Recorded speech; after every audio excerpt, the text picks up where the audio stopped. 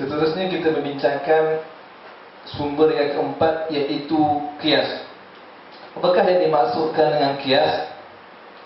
Qiyas adalah mempersamakan hukum satu peristiwa yang tidak ada nas dengan hukum satu peristiwa yang sudah ada nas. Lantarannya adanya persamaan illat antara kedua-dua peristiwa itu. Yang dimaksudkan dengan nas adalah Al-Quran dan As-Sunnah. Yang dimaksudkan dengan illat adalah sebab yang terkandung di sebalik sesuatu hukum yang sedia ada di dalam Al-Quran dan As-Sunnah. Sidang pelajar yang dirahmati Allah, seperti mana ijma', qiyas juga berperanan untuk mengeluarkan hukum bagi sesuatu persoalan baru di kalangan umat Islam. Syarat utama bagi qiyas adalah wujudnya persamaan illat antara hukum asal dan hukum baru. Di sana ada rukun qiyas. Rukun qiyas ada 4. Yang pertamanya asal, iaitu pokok, iaitu apa yang terdapat dalam hukum nasnya, disebut dengan al-maqis alaih.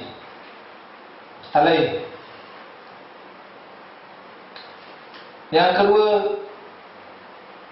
farq, iaitu cabang, iaitu sesuatu yang belum terdapat nas hukumnya, disebut pula al-maqis.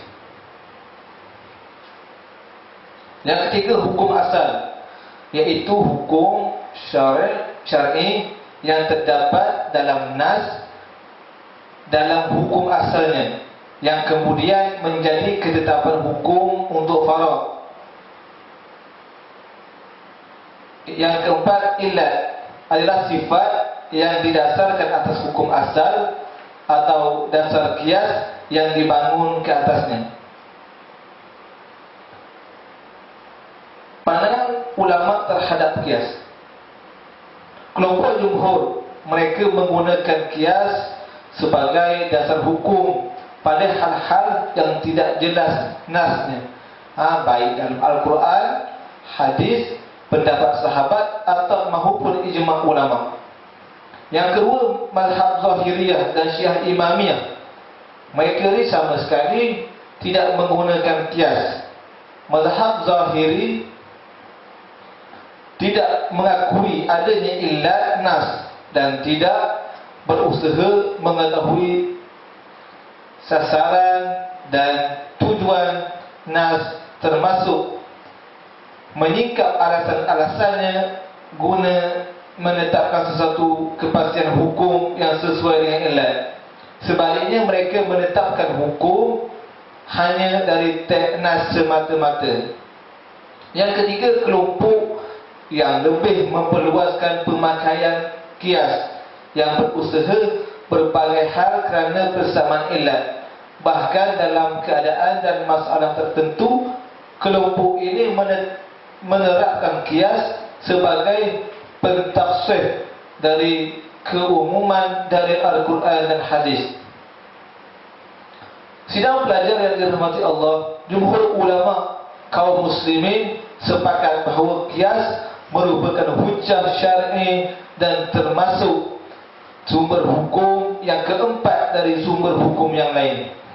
Apabila tidak terdapat dalam hukum dalam masalah, baik dengan nas ataupun ijma', dan yang kemudian ditetapkan hukumnya dengan cara analogi dengan persamaan illat, maka berlakulah hukum qiyas dan selanjutnya menjadi hukum syar'i. Di antaranya ayat Al-Quran yang dijadikan dalil dasar hukum qiyas adalah firman Allah Ta'ala yang bermaksud dialah yang mengeluarkan orang-orang kafir di antara ahli kitab dari kampung-kampung mereka pada saat pengusiran yang pertama. Kamu tidak menyangka bahawa mereka akan keluar, dan mereka pun yakin bahawa benteng-benteng mereka dapat mempertahankan mereka dari siksa Allah. Maka Allah mendatangkan kepada mereka hukuman dari arah yang tidak mereka sangka-sangka, dan Allah melemparkan ketakutan dalam hati mereka. Mereka memusnahkan rumah-rumah mereka dengan tangan mereka sendiri dan tangan orang-orang mukmin. Maka ambillah kejadian itu untuk menjadi pelajaran, hai orang-orang yang mempunyai wawasan. Dari ayat di atas bahawasanya Allah Subhanahu wa Ta'ala memerintah kepada kita untuk mengambil pelajaran. Kata iktibar di sini bererti melewati, melampaui, memindahkan sesuatu kepada yang lainnya. Demikian pula erti qiyas itu melampaui sesuatu hukum dari pokok kepada cabang, maka menjadi hukum yang diperintahkan. Hal ini diperintahkan mesti diamalkan, kerana dua kata tadi, iktibar dan qiyas, memiliki pengertian melewati dan melampaui. Sementara di antara dari sunnah mengenai qiyas ini berdasarkan pada hadis Muaz bin Jabal, yakni ketetapan hukum yang dilakukan oleh Muaz ketika mana ditanya oleh Rasulullah SAW. Di antaranya istihad yang mencakup di dalamnya qiyas, kerana qiyas merupakan salah satu macam istihad. Sedangkan dalil yang ketiga mengenai qiyas adalah ijma', bahawasanya para sahabat Nabi SAW seringkali mengungkapkan kata qiyas. Qiyas ini diamalkan tanpa seorang sahabat pun yang mengingkarinya. Di samping itu, perbuatan mereka secara ijma' menunjukkan bahawa qiyas merupakan hujah dan wajib beramal dengannya. Umpamanya bahawa Abu Bakar suatu kali ditanya tentang kalalah, kemudian ia berkata, saya katakan pengertian kalalah dengan pendapat saya. Jika pendapat saya benar, maka dari Allah. Jika salah, maka dari syaitan. Yang dimaksudkan dengan kalalah adalah tidak memiliki seorang bapa maupun anak. Pendapat ini disebut dengan qiyas, kerana erti kalalah sebenarnya pinggiran di jalan, kemudian dianalogikan tidak memiliki bapa dan anak. Dalil yang keempat adalah dalil rasional. Pertama, bahawasanya Allah Subhanahu wa Ta'ala mensyariatkan hukum tak lain adalah untuk kemaslahatan. Kemaslahatan manusia merupakan tujuan yang dimaksud untuk menciptakan hukum. Kedua, bahawa nas baik Al-Quran maupun hadis jumlahnya terbatas, tetapi permasalahan manusia lainnya tidak terbatas dan tidak pernah selesai. Mustahil jika nas-nas tadi saja yang menjadi sumber hukum syarak. Kerananya qiyas merupakan sumber hukum syarak dan tetap berjalan dengan munculnya permasalahan-permasalahan yang baru, yang kemudian qiyas menyingkup hukum syarak dengan apa yang terjadi yang tentunya sesuai dengan syariat dan maslahah. Pada pelajar yang dirahmati Allah, qiyas terbahagi menjadi qiyas jali dan qiyas khafi. Qiyas jali adalah yang tetap ilahnya dengan nas atau ijma' atau dipastikan dengan menafikan perbezaan antara asal dan cabang. Contoh yang ilahnya tetap dengan nas, mengkiaskan larangan istijmar, bersuci dengan batu atau yang semisalnya, dengan darah najis yang beku, dengan larangan istijmar dengan kotoran haiwan. Maka ilat dari hukum asalnya telah tetap dengan nas ketika Ibnu Mas'ud radhiyallahu an datang kepada Nabi SAW dengan 2 batu dan sebuah kotoran haiwan agar beliau beristinja dengannya. Kemudian beliau mengambil 2 batu tersebut dan melempar kotoran haiwan tersebut dan mengatakan ini kotoran, dan kotoran adalah najis. Contoh yang ilatnya tetap dengan ijma', Nabi SAW melarang seorang qadi hakim memutuskan perkara dalam keadaan marah. Maka kias dilarangnya qadi yang menahan kencing dari memutuskan sesuatu perkara dikiaskan terhadap larangan qadi yang sedang marah dari memutuskan sesuatu perkara merupakan kias jali, kerana asalnya tetap dengan ijma', iaitu ada gangguan fikiran dan sibuk hatinya. Contoh yang dipastikan ilatnya dengan menafikan perbezaan antara asal dan cabangnya.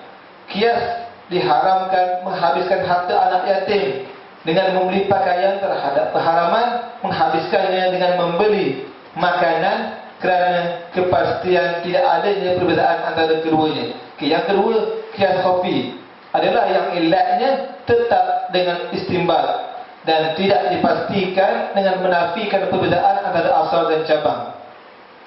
Contohnya wanita berhaid diharuskan membaca Al-Quran berdasarkan al-qiyas al-khafi atau istisal, dan diharamkan berdasarkan qiyas al-jalil. Wanita berhaid diharuskan membaca Al-Quran berdasarkan qiyas al-khafi kerana ia berbeza dengan orang yang berjunub di segi waktunya. Waktu berjunub tidak lama, sedangkan haid lama. Sekiranya sepanjang masa haid mereka tidak dapat membaca Al-Quran, berarti mereka tidak mendapat pahala dalam ibadat membaca Al-Quran ketika berhaid, sedangkan lelaki dapat membacanya sepanjang masa. Apakah syarat-syarat qiyas? Okey, qiyas memiliki syarat-syarat. Di antaranya, yang pertama, mestilah tidak bertentangan dengan dalil yang lebih kuat darinya. Maka tidak dianggap qiyas yang bertentangan dengan nas atau ijma' atau perkataan sahabat jika kita mengatakan bahawa perkara sahabat adalah hujjah, dan qiyas yang bertentangan dengan apa yang tadi disebutkan dinamakan sebagai anggapan yang rosak. Contohnya, dikatakan bahawa wanita rasyidah balik berakal dan boleh mengurus diri sendiri sah untuk menikahi dirinya sendiri tanpa wali, dikiaskan kepada sahnya ia berjual beli tanpa wali. Ini adalah kias yang rosak kerana menyelisihi nas, iaitu sabda Nabi SAW,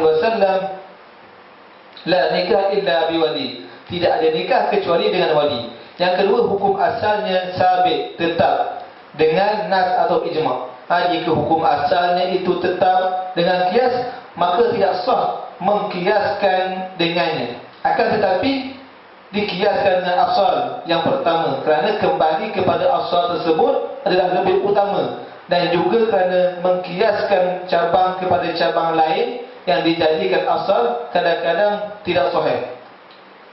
Dan kerana mengkiaskan kepada cabang, kemudian mengkiaskan cabang kepada asal menjadi panjang tanpa ada faedah. Contohnya, dikatakan riba berlaku pada jagung dikiaskan dengan beras, dan berlaku pada beras dikiaskan dengan gandum. Kias yang seperti ini tidak benar. Akan tetapi dikatakan berlaku riba pada jagung dikiaskan dengan gandum agar dikiaskan kepada asal yang tetap dengan nas. Yang ketiga, pada hukum asal terdapat illat, iaitu sebab yang diketahui agar memungkinkan untuk dijamak antara asal dan cabang padanya.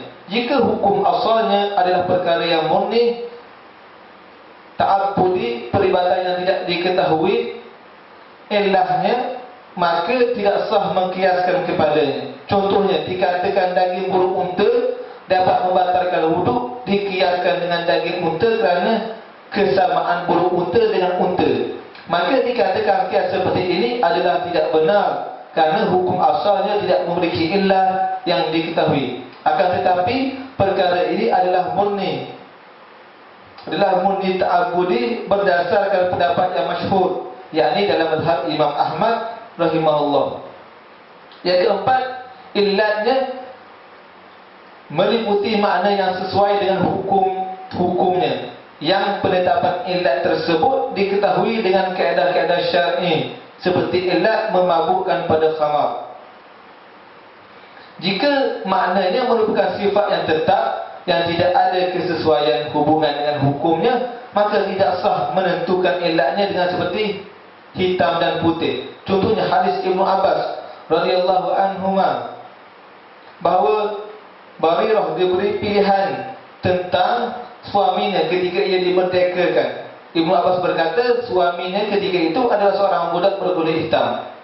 Perkataan beliau, hitam merupakan sifat yang tetap, yang tidak ada hubungannya dengan hukum. Oleh kerana itu berlaku hukum memilih bagi seorang budak wanita jika ia dimerdekakan dalam keadaan memiliki suami seorang budak, walaupun suaminya itu berkulit putih, dan hukum tersebut tidak berlaku jika ia dimerdekakan dalam keadaan memiliki suami yang merdeka walau suaminya itu berkulit hitam. Dan yang kelima, illat tersebut ada pada cabang, sebagaimana illat tersebut juga ada dalam nas, seperti menyakiti orang tua dengan memukul dikiaskan dengan mengatakan Jika illat asal tidak terdapat pada cabangnya, maka kias tersebut tidak sah. Contohnya, dikatakan illat dalam pengharaman riba pada gandum adalah kerana ia ditakar. Kemudian dikatakan berlaku riba pada apple dengan dikiaskan pada gandum, maka kias seperti ini tidak benar, kerana illat pada asalnya tidak pernah tidak terdapat pada cabangnya, yakni apple yang tidak ditakar.